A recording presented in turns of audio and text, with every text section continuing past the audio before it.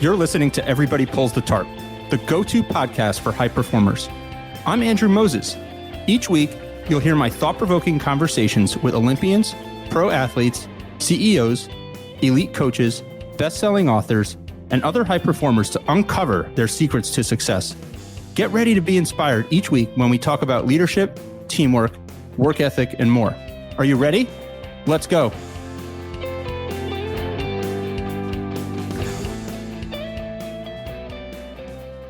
Hi, everyone. This week, I'm going back to the vault and sharing another TARP replay. I'll be back with new episodes starting on January 4th. But in the meantime, I've been sharing some of my favorite past conversations on the podcast. And this week, I'm resharing a conversation with R.E.M's Mike Mills that I first shared back in October of 2022. So let me get this one all set up for you. In 1980, R.E.M. played their first show at an abandoned church in Athens, Georgia.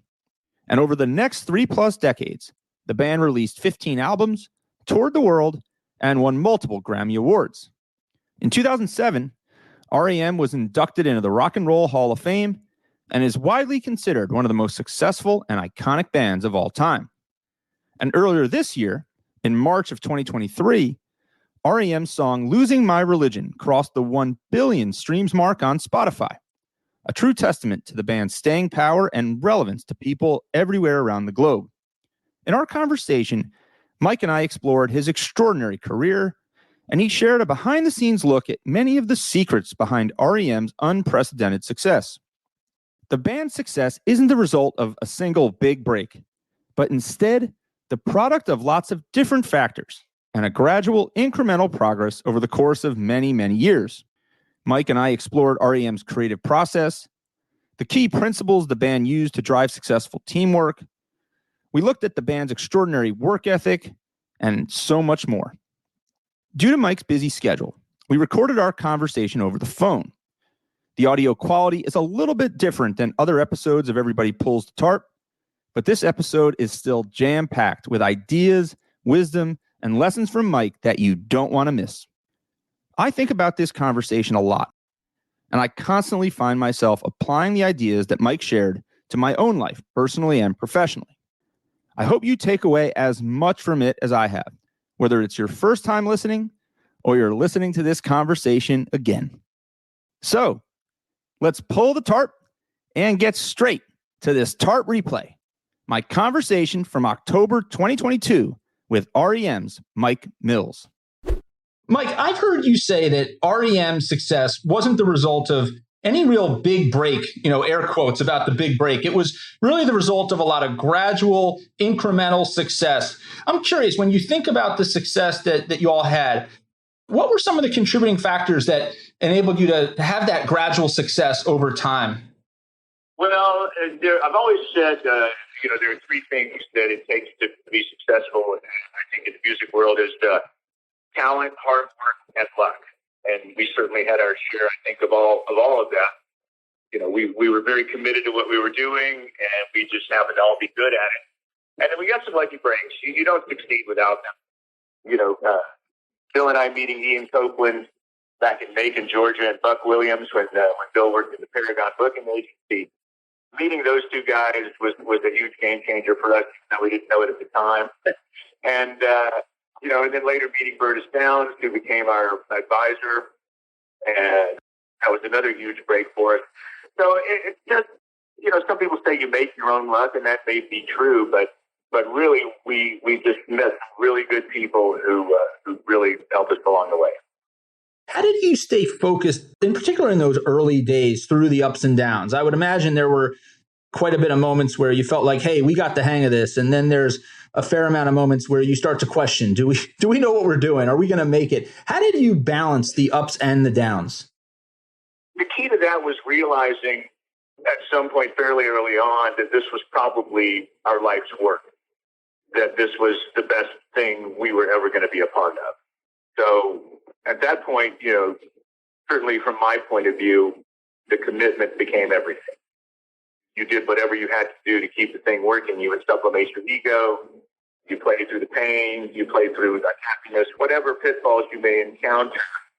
You just try to remember that the band is the most important thing, and all this other stuff will fall by the wayside. And once you have that commitment and that serious, arrow pointing north all the time, kind of accomplish that really helps.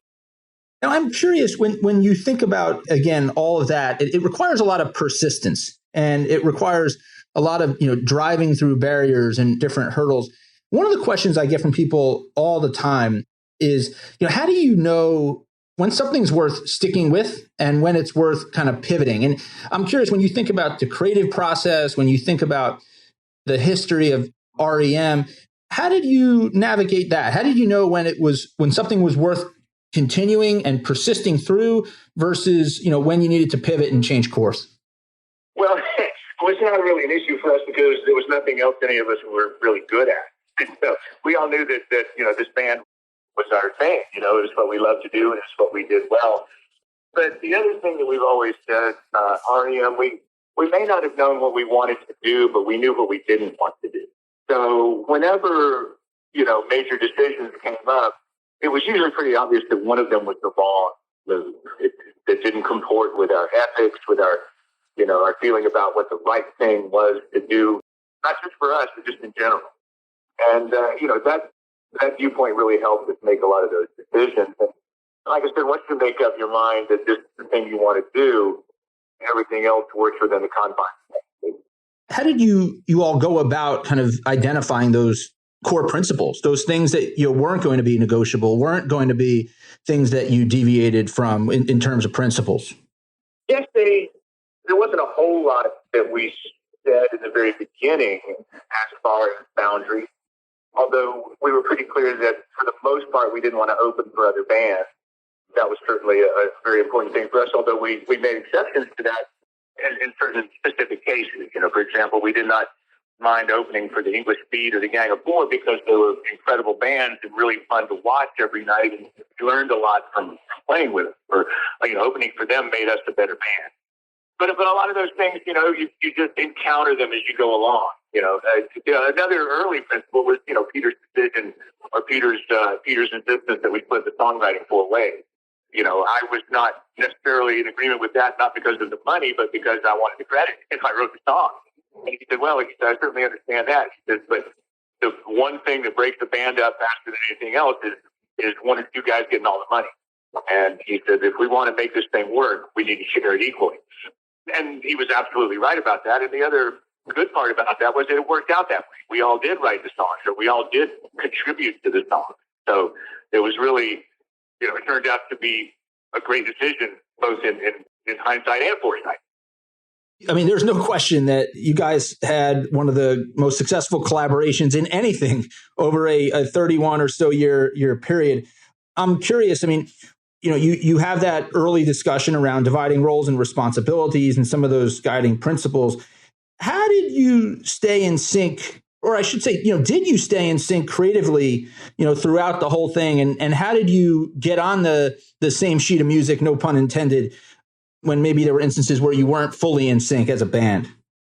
It's it's really a miracle that any band can last 35 years. Frankly, it's being married to one person is hard enough. Being married to 3 others is unimaginable. So we were very, very fortunate that we were all, we all started on the same page in a lot of issues that could cause trouble for the band. We were all on the same, more or less on the same place musically, in the sense of we were willing and able to try anything, and we knew what sounded bad.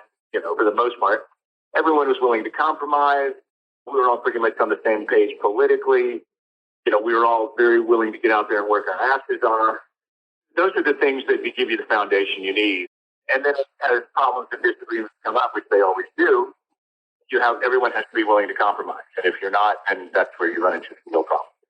Mike, one of the things I'm always curious to ask high performers is if they focus on the outputs, the inputs, or both. Like, in other words, did you just focus on waking up every single day and writing music, or focus on your performances, or did you really think about what the long range kind of output and the goals were, or were there not goals? It was just, let's get up every day and try to make things happen. We were not a goal-oriented band. That always, I mean, I know that some musicians are. They have their whole career charted out. Good for them, but that's not the way I would have wanted to do this, and that's not the way R.E.M. did it. We were trying to have fun. I mean, let's really break it down. We wanted to do the one thing we were good at, which was play music and write songs and enjoy ourselves while we did it. You know, it took a while before we realized that we could actually make a career out of it. And that's when we had to start making some of those hard decisions about, you know, who gets writing credit. You know, we were very fortunate. We had some good advisors that helped us set us up as a corporation. You know, we were also, not to sound arrogant, but we were all pretty smart guys. We all recognized what the pitfalls would be and what the smart move was. You know, basically, so what you wanted to do was set up yourself in the best position to succeed, which is, you know, take good advice, surround yourself with good people, do the necessary business things, as distasteful as they may have been. Nobody likes to think about being a corporation. But you have to set yourself up to protect your ability to continue to make music. And that was what we were fortunate to be able to do. We were smart enough to listen to good advice and fortunate enough to be able to find the people to give us that advice. How did you balance, you know, like when you felt like you had creative momentum and positive momentum as a band and as performers versus, you know, needing to take breaks creatively to give yourself, you know, whether it was personal space or creative space? How did you reconcile all that? Well, we didn't really take any breaks for the first 10 years, basically. We made records and toured and enjoyed it. You know, part of the thrill of being in this band was writing songs. Peter and I decided early on that was one of our, you know, without good songs, you got nothing. And so we worked really, really hard. As did Peter, and I mean, that's Bill and Michael, certainly. But just Peter and I were the ones sitting around with guitars all the time, trying to come up with ideas. And, you know, once we were so focused on that and enjoyed it so much that, you know, it wasn't really a hamster wheel or a merry-go-round. We just enjoyed the process. I mean, yeah, sure, you get tired of it, you get worn out. There are times you go a little bit crazy or maybe even a lot crazy, but we just enjoyed what we did so much that we didn't really focus on taking a break until, you know, after about 10 years of doing it, 8 years of doing it. I'm curious, when you think back, you know, do you think that spending such a large portion of your time in Athens as opposed to big, maybe traditional media centers like New York, Los Angeles, do you think that enabled you to stay focused, to stay grounded? Did it play a role in your success? There is absolutely no question that was another one of the better decisions that we made. Athens was a great town. We all loved living here. It was really important to be able to come off the road and be in a comfortable space, you know, that doesn't have all let's say that some of the temptations were here, but the insanity of living in a big city like New York or Los Angeles, when you've just come off the road or out of the studio or whatever your situation was, that could drive you crazy because you get no escape, you get no relief. But to come back to Athens, a relatively quiet, sleepy town, certainly at that point in time, was essential for us to be able to come home and relax and be away from the music business, and be away from the constant input that you get in big cities was essential for us. Mike, I'm curious, in the 2011 announcement that the band made that it was calling it quits, you said that you all walk away with a great sense of gratitude, of finality, and astonishment at all we have accomplished. I'm curious, after all these years, are you still astonished? Oh, absolutely.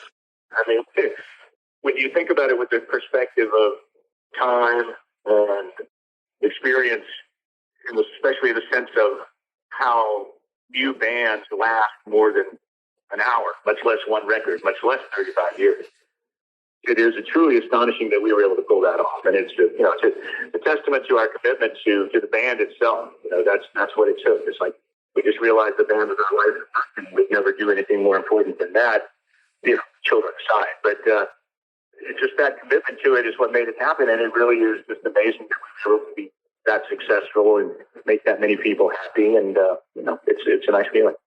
When people look at your career, do you think people look at it and say, "Well, that must have been easy"? You know, that looks like a heck of a ride. Does that bother you at all when people just assume things were just super easy and glamorous, when we know there's a ton of gritty, unglamorous things that go on behind the scenes? Well, I mean, I don't really anyone that thinks it was easy is someone whose opinion I don't care.